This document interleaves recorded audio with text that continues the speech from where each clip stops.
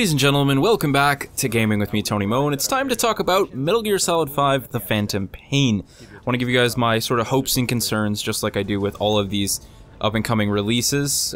We still have a little bit of a ways to the release of The Phantom Pain, September 1st, but it's actually not that far away, and recently they've been revealing a lot of gameplay for the game. We still don't know very much about the story and all those other components, but that's fine because I probably won't understand what the hell's going on anyways.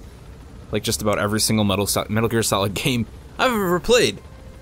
And despite all of the ruckus going on over at Konami with Hideo, I mean, it's just good to know that everything Hideo Kojima has said about this game still is like, you know, this is the game, you know, it's myself and my team, don't worry, I'm still working on it, and then I'm leaving. So this is possibly, you know, the most recent Metal Gear Solid game from Hideo Kojima, and possibly the final one. And I know Hideo has been very well known for saying that he was gonna quit, like, this is it, I'm done with Metal Gear, and then he kept making another one. But this time, this isn't on his terms. This isn't really him just saying, I'm done, I'm not gonna make anymore.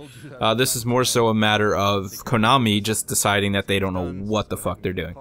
So anyways, let's talk about this 40-minute gameplay demonstration that we got over at E3. IGN was the first to post it, but now it's free, it's out on the internet for everybody. So I got some clips from it that I've kind of selected, and it basically just shows off just an everyday scenario gameplay. Snake going out with a buddy in one of the zones inside of the game, doing some side ops as well as tackling a main mission. Now we kind of got a taste of how side ops in the main mission system works inside of Ground Zeroes, but of course that was all based around one internal base. We couldn't leave. This is the full open world. It has real time. You can pass the time by simply smoking a boss's cigar. And there's like sandstorms, you know, there's just a lot of dynamic components going on. A lot of things that they're doing in this game that I think is really going to help change the way we play these sort of action stealth games. And of course, Metal Gear, you know, it only makes sense, I guess, that Metal Gear is redefining a genre that it helped create, you know, going way back to the original Metal Gear. So that's, I guess it just makes sense. A bit of irony, a bit of righteousness. But I want to talk about some of the things that we see in this trailer that I thought stood out the most to me. And I think first and foremost, we can look at the buddy system, which I think is fantastic. And also, that kind of highlights the fact that this game is very much keeping its humor. Metal Gear's always had a really great sense of humor. A lot of people think that it's not right that the Phantom Pain is going to be having such a serious storyline, but then there's like a guy in a cardboard box. And I'm like, you know what? That's the whole point of entertainment, is to be fun. It doesn't have to make sense all the time, so I'm okay with that. And you'll see later on that when Boss resupplies, he actually climbs into a cardboard box, the box shakes around, and then he pops out with this new gear. I just think that's hilarious. It's typical Metal Gear. Not to mention small details like D-Dog taking a piss in the sand. He's a dog. Sometimes he's got to do his thing, and you'll just have to wait for him. But I'd say the buddy system is probably one of the coolest things that we've seen very little of. We saw a little bit of it way back at, I think, TGS or whatever. They had the demonstration with Quiet, and as cool as Quiet looks as a sniper, and I understand how there can be situations where each of these different buddies is going to be useful, I'm kind of like hooked on D-Dog and also the robot that you'll see later on. But there's just something about D-Dog that's like super cool, and of course, it's a dog. Dogs in video games, it's a good thing that they're cool again. I don't think they've been cool since like the days of Fable, so it seems like there's a dog in just about every game we play today, but I really like that system. Some of the other things, like you're just seeing right now, again, that system allowing you to pass time, but there's sandstorms. Of course, this is something that you could use as an effective tactic. At the same time, yeah, it kind of prevents you from being able to see long distances, but maybe you want to take down a compound and you want to use stealth in the daytime rather than night because there's less guards in the daytime, and that's a possibility. Every single outpost that you'll find in the map in side ops or in main missions is going to have a different set of guards and a different set of patrols, maybe lighter, maybe heavier, depending on the time of the day and depending on that specific base. So perhaps going daytime stealth during a sandstorm would be perfect, and I just think that's like so cool. You're opening up all these different possibilities because traditionally stealth games have kind of fallen into a very specific sort of linear sense of achievement. You know, you play a game like Splinter Cell, you know, or any of the old Metal Gear Solid 5 even, or I'm sorry, Metal Gear Solid 4, and everything's kind of like there's one way to do things. You know, like, this is the best way. If I just go stealth, I'll be able to clean this up fairly quickly. And, okay, maybe I'll just go loud, but you kind of you just know that if you do one specific thing every time you go through a certain mission, you'll be able to complete it. You know, that could be to go guns blazing, it could be to go stealth, whatever it is, it doesn't really change. So when you start having this dynamic world that changes around you, night and day, the patrols change. One of the cool things that they actually point out is that based on previous attacks that Snake has made on, you know, these different outfits, they'll communicate with other members of their team, you know, other members of these, whatever you want to call them, PMCs, mercenaries, whatever the hell they are, these armed forces, and they'll say like, hey, we're sending you guys bulletproof vests. We recognize that this is something that you need, and this is going to help, you know, better defend you against attacks from, you know, people like Snake. So the AI is going to adapt over time. You're going to have to change the way you play. Running in and headshotting every single person in the base with a sniper rifle might not work because maybe these guys will acquire, you know, armored helmets. Maybe they'll get more snipers. Maybe they'll increase their defenses. They'll put up drones. You know, who knows? There's so many ways that they can adapt to the way that you play to make you then have to adapt to the way that you play, if that makes any sense at all. And I like that sense of, it's not really randomness, but it's this idea that you can't always just do one specific play style. And it's going to be interesting to see how people play the game. You know, there's still going to be people trying to do full stealth. I'm sure someone who's crazy out there will try and complete the entire main mission, you know, once again using the tranquilizer pistol. But it's nice to know that you're going to be rewarded for doing things outside of just direct stealth. You're going to be rewarded for adapting to the situation and being creative. And they're giving you lots of crazy tools to do that. You know, you have the robot here. I just love how there's this really great sense of preparation from what I saw in this gameplay demonstration. For example, you can actually pinpoint exactly where you want a supply drop to come in. Now, normally in, you know, sort of gaming experience, you might just say, okay, supply drop, they'll tell you exactly where it's going to drop. Or perhaps you don't have it, you know, you have a choice, but it doesn't really matter because it's kind of like a linear experience. This is an open world experience, so the idea that you could call this supply drop ahead of you, and then you can sort of intervene with it on the way to your destination. Small things like that I totally get a kick out of. I don't know why. It's just this, again, it's a really great sense of preparation. And I think that's something that the Metal Gear games have done really well for a long time, but just not to this degree.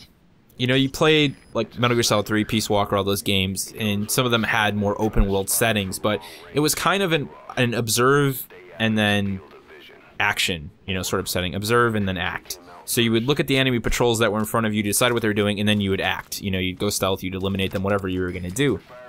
Now, the game is much more about gathering intel and then acting on that. And that intel could be, you know, ever-changing. Things can happen in the environment to modify the way that a certain patrol moves about. And I'm just all about that, you know, it feels less direct. Just, like, it's so hard to kind of wrap around my brain, you know, what I'm trying to say here, but I think you guys will understand.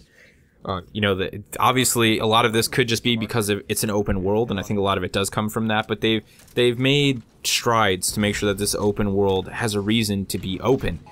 And a lot of that definitely has nothing to do with like, hey, we filled this world with like 50 million bases. I mean, from what you see, these zones on the map, you know, they're open. They're not just like filled with like stuff everywhere. There's just a lot of side ops and a lot of missions.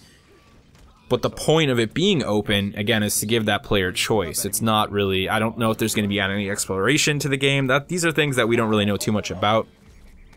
And therein lies some of my concerns. You know, what are they doing? What else is going to be in this open world? Is there a reason to explore and wander about?